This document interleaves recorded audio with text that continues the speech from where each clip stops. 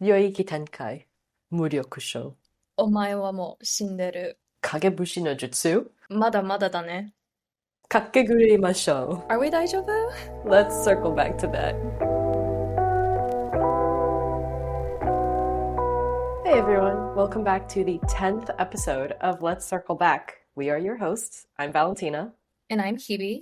On today's episode, we are going to be talking a little bit, or a lot old bit, about anime, which is yet another interest that Hebe and I have in common.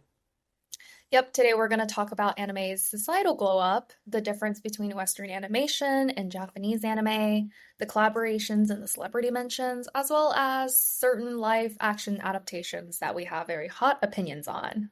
There will be a little bit of everything. And if you're not familiar with anime, you'll still be able to follow along. Maybe you'll even learn a thing or two.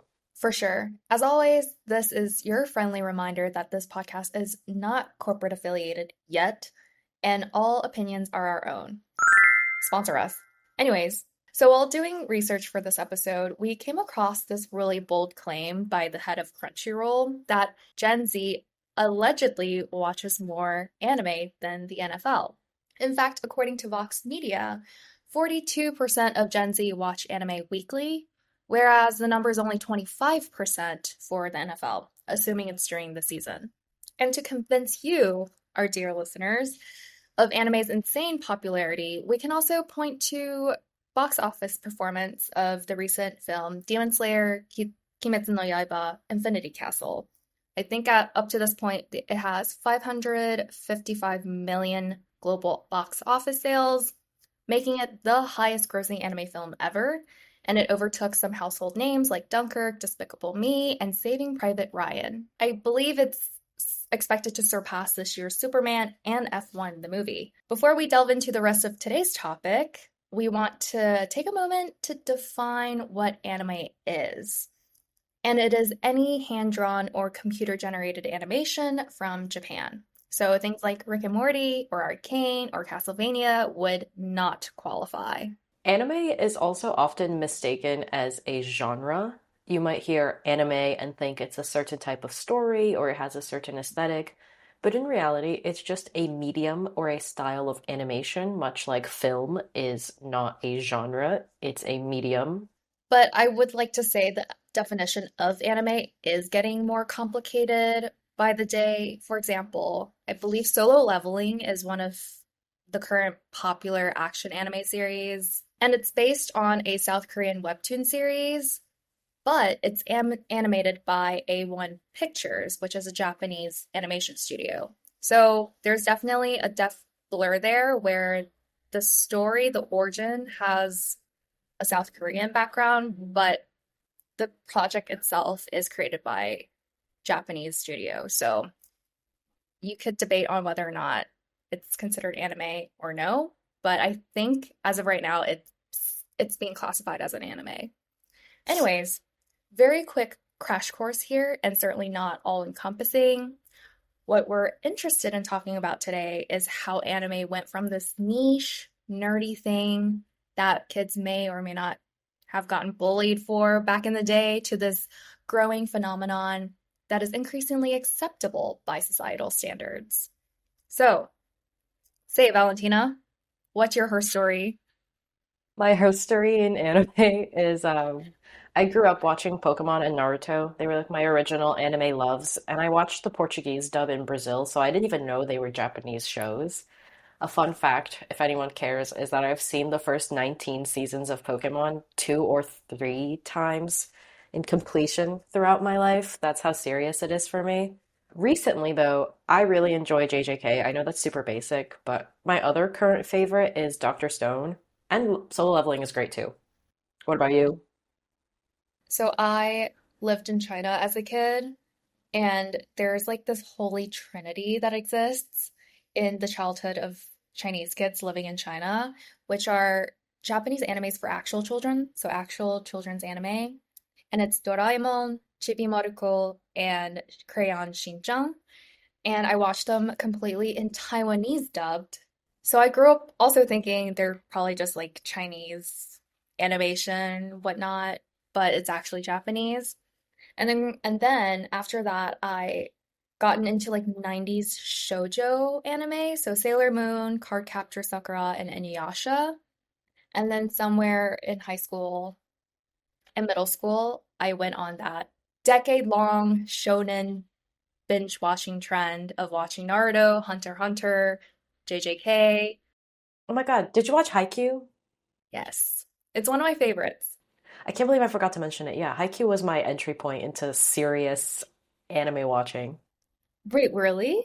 Yeah, in high school, after I'd been like neglecting anime for a long time, I watched Haikyuu and then I was like, ladies and gentlemen, we got him. We got him. I think mine was either Naruto or Fairy Tail. Growing up, I feel like being an anime fan didn't really give you the best reputation at school. There's always this stereotype that kids who watch anime are nerdy or geeks. It's kind of similar to the gamer stereotype, really. Yeah, I'm pretty sure if you go online, there's a lot of people, probably on Reddit, recalling how they were made fun of as a kid if they say they watch animes. However, over the years, as you can tell by this episode, it's becoming cool to be a part of this cultural conversation and to even outwardly show love for anime. And I think one clear example from last year is Megan Thee Stallion Otaku Hot Girl. And oh, that was such an iconic moment. She got the whole world thirsting over JJK. When I heard that line at the beginning of the song while I was listening through her album, I literally ran to my computer to Google if I was right because I remember him saying that in the show in Japanese. And I was like, there's no way she did this. Megan Thee Stallion has been referencing anime for a long time in her music. She's been praised multiple times throughout her career for her ability to emulate or show appreciation for Japanese culture without appropriating it in her songs and her music videos. I love to see it and I love that she's so open about it and embraces it completely. I think us three, Megan doesn't know us, but us three, we have the same sentiment that we are getting the vibe that people are becoming more and more interested in knowing it, especially with accessibility on popular streaming services that we all have. So, good time to be alive. I guess a caveat that is important to establish is that we are definitely talking from the point of view of, correct me if I'm wrong, Hebe, but two girls who grew up in predominantly white environments. I do want to acknowledge the fact that there are communities that don't really ostracize or judge anime consumption as much as we're making our experiences out to be. Yeah. And I think it's also true within the US. If you live in areas with a very concentrated Asian diaspora or Black communities or POC communities, they're also two of the biggest audiences for anime consumption.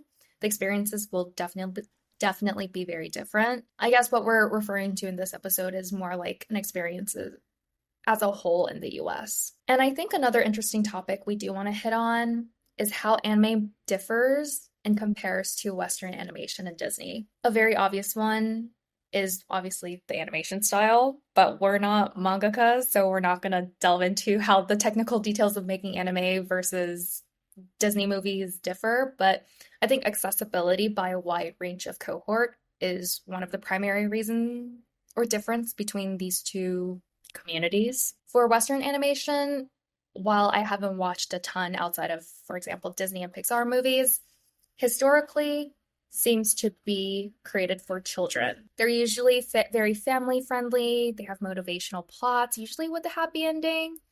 And by the way, this is based on my impression of animation movies in the West, because in my sphere, they're just more commonly discussed than serialized animations like The Simpsons or Adventure Times. So I think a combination of the fact that animation tends to be geared towards children, as well as the popular belief by the public that cartoons are for children, is leading to like a lesser adult audience or consumption of animation here in the West. And I think anime always had a breadth of appeal and definitely not children friendly in many cases, especially with the plot and the themes discussed. Yeah, I feel like Japanese anime definitely doesn't shy away from serious or dark topics, which feels relatively new for Western animation. I never watched Adult Swim growing up, but that might be the closest comparison I would be able to give. I have no scientific basis for my claim, it's just a general vibe. Don't come for me because I don't really watch a lot of Western animation, but I do feel like for ones that are geared towards adults, They're more like satirical commentary rather than a plot that just incorporates those themes. But I may be wrong. You also may be right. Who knows? It's a 50-50 chance. And I like take Naruto as an example, very classic anime. The kill count in that anime goes off. They have world wars in that anime. There's also discussions on genocides and xenophobia, there's depression, trauma, basically the whole package. And a prime example I always give is Death Note, which is basically the 180 of Frozen. It's a story of this young man who discovers a notebook that kills people once you write their names in it. And it discusses heavy psychological topics like morality, justice, crime, and him having a god complex, essentially.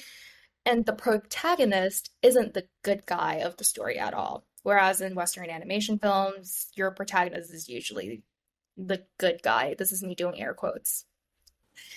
Another thing that differs anime from Western animation is probably the fandom culture. Like, let's be honest, the only person going crazy for Frozen is my sister at the age of 8. And also every other kid in the world, because I'm pretty sure it was like the biggest animated movie of all time. But yeah, sure. Just your sister. Of course, people like her at 8 years old. Anime fandom culture, though, has a wide range of very passionate, avid fans. If you look at anime expos in LA or NYC, they attract over 100,000 fans each year. I had the privilege of seeing all of them here in New York City a couple weeks ago. In North America, the anime market value has ballooned to $1.6 billion in 2018, and it's in last year, 2024, it reached 4 billion, and that's just in North America. I believe as a whole, it's projected to grow beyond 60 billion in 2032 globally. That's crazy. Isn't it? And that's not, I don't think that stat includes the global anime merchandising market, which encompasses like figurines, merch, apparel. And as of 2024, it's at $10.8 billion. So clearly a lot of passion here, given the monetary evidence. And beyond that, there's a lot of culture, subcultures that stems out from anime. So there's a lot of creativity or creative expression within this fan community, almost as a way of paying homage to the art form. I think cosplay is a big one. When we think about like costumes, usually I feel like I see Disney characters show up at Halloween. But for cosplay communities in the anime fandom, you have actual influencers or fans who just cosplay on the regular. I think there's a genre online who I would call career cosplayers. Maybe cosplaying isn't their day job, but it's a regular occurrence in their everyday lives where they're constructing these intricate costumes from scratch or working with other artists to build these costumes. Yeah, the level of financial commitment here is not the same. I'm pretty sure you can get an Elsa costume at Dollar General for 50 bucks, but cosplay outfits go beyond 100 bucks per character. Easily. Sometimes over 1,000 depending on how intricate the piece is, but also part of that very artsy subculture of anime is the fan art or the art community. There's a really robust art community behind anime who makes maybe like fan art, their takes on characters of a certain series, or they create their own. I don't know if you're ever on DeviantArt, Valentina, but I was always there as a kid. I think also what I've seen online that I really love is when communities of artists will come together and build like a, let's say it's like a 1 month challenge, and each day you have to draw a character in a different style. So they'll take their original character and they'll start with their style. And then the next day it'll be in the style of Pokemon. And then in the third day it'll be a different show, which I think is a really nice way to not just, build community and find friends, but express yourself and appreciate how there's so much variety in what you see on screen. For sure. By the way, we're not saying that this does not exist for Western animation. It's just based on our experience to date, it feels more common and widespread among anime communities. So don't come for us. Yeah, and then pivoting a little bit to a topic that I love recently, more than I would say ever before, fashion is either finally acknowledging or being forced into a position where they have to acknowledge all of these different global interests that have swept their consumer base. There's a broader discussion that we could have at some point about the value of luxury goods, especially in the current economy. But my theory is that millennials and Gen Z, who fashion brands have to hook as soon as possible, have so much nostalgia for these super popular series such as Pokemon, Naruto, Dragon Ball Z, among many other titles, that the best way to get these young or younger consumers interested in your brand at the moment might just be to connect with their niche interests, which are quickly becoming less niche. It's about staying relevant, and it may result in a change in how luxury goods are marketed moving forward. I'm not the expert, so I can't say whether or not that's true. Some of my favorites, or some of the collections that have made me really open my eyes to this, are the Loewe and Studio Ghibli releases. Will always regret not dropping a bag for this collab because they're so cute. I would like to say nothing goes wrong with Studio Ghibli. It's basically the gateway to anime. Maybe it's because it's films, so it's smaller commitment as well. Like you sit down for 2 hours.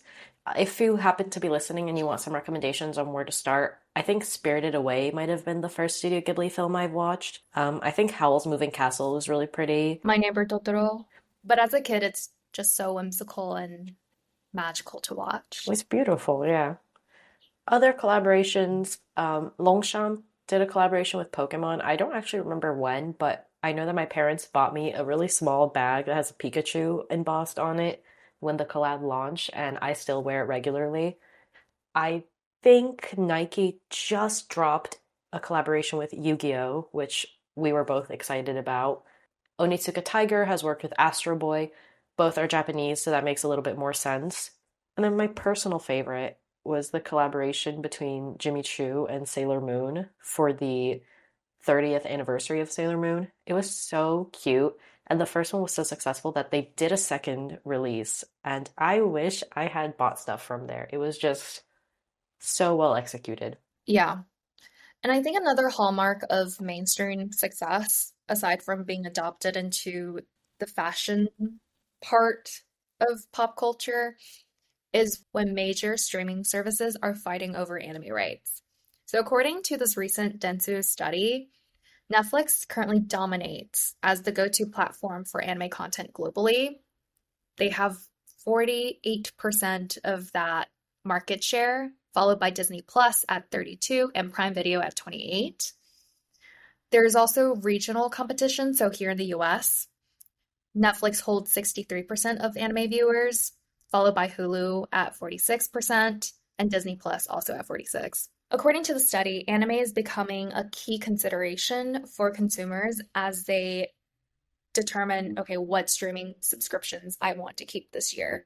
That goes on to show you how impactful it is. This is not inclusive of Crunchyroll, which is the dominant player in the anime streaming space. Okay, something Hebe said that we have to talk about, unfortunately, if we talk about anime, are the many failed live action adaptations that certain Western studios have tried to create. And the two that come to mind for me are Death Note and Kakegurui. We can focus on Death Note for the purpose of this podcast, but I just remember being online when that was released and just knowing that it was obviously not going to get, another season or any sort of praise because people were so upset. There was whitewashing, they strayed from the source material. It was a really poorly executed project that came from a great idea because it's a very popular anime. Like many live action adaptations of things, it just missed the mark completely. I purposefully stay away from live action, even the good ones. I know I've been shit on multiple times for not watching One Piece. And it's the root of all evil is Scarlett Johansson in Ghost in the Shell. I am scarred. And I think you're completely valid in that stance. I think Detective Pikachu was what I would consider a mid-tier live action adaptation. It's an adaptation of a spin-off Pokemon game, so it's not main series. It doesn't disrupt the nostalgic passion that people have for the core Pokemon game series or anime. But it was something where I was like, oh, like this is cute. Listen, I'm not like a super hyper fixated consumer of anime, but as someone who has only seen a few episodes of One Piece, I think the One Piece adaptation by Netflix is so well done. And I don't know what exactly makes it a well done adaptation, but I think it's the fact that the cast embraced this over the top, flamboyant nature of anime. Anime protagonists are loud, it's colorful, it's action packed, and when you try to make that more comfortable or realistic, you lose the magic that makes anime compelling. I also think every cast member who participated in that shows an appreciation and respect for the source material. And I know that they're not the ones writing, but I think it really helps when the actors who are putting this piece on screen understand the stuff that they're bringing to life. I also know that the One Piece creator was really involved with the cast. Like he was the one that picked the actors to represent his characters in the show. So maybe that's the missing piece is that you have to have someone who knows the material in and out to bring it to life. But Hebe, I thought it was really well done, and I'm really excited for season two. I will try to watch. I will get over my trauma by Scarlett Johansson. And She's one not day in I'll this watch one, it. don't worry. Thank you. Thank you for reassuring me that. But as you can tell by what we've spieled so far, anime is hot off the press, kind of. It's been around for decades, but for mainstream people, it's hot off the press. So maybe we end this podcast episode by talking about how brands, what they need to keep in mind when we're talking about incorporating anime, whether it's through collaboration or elements of it, into your marketing. I think the pro tip here is be thoughtful about your collab. It's not enough to slap a baddie like Gojo from Jujutsu Kaisen on a shirt or a can and expect people to love it because you are competing with so many official and unofficial fan-made merchandise. A good example is Nike's Yu-Gi-Oh collab that Valentina mentioned before. That collab just didn't spawn out of thin air. It's rooted in history, where in an episode of Yu-Gi-Oh, it featured a model of a Nike shoe, and they just brought it back to life, one-to-one replication of it, which will contribute to its success. I haven't looked at how it performed, but I know there's a lot of talks around that particular drop in apparel and shoe. And then we're going to sound like broken records if you listen to every episode, but the bare minimum is that you have to be respectful and understand the cultural origins of anime. It's just like we said during the matcha episode, when you interact with something, with anything that isn't native to your own culture, you should do your due diligence and research it and learn about it before you start monetizing it. It's not just a smart business practice, which is probably what most business owners care about. It's just basic human decency to show care for what you're working with. For sure.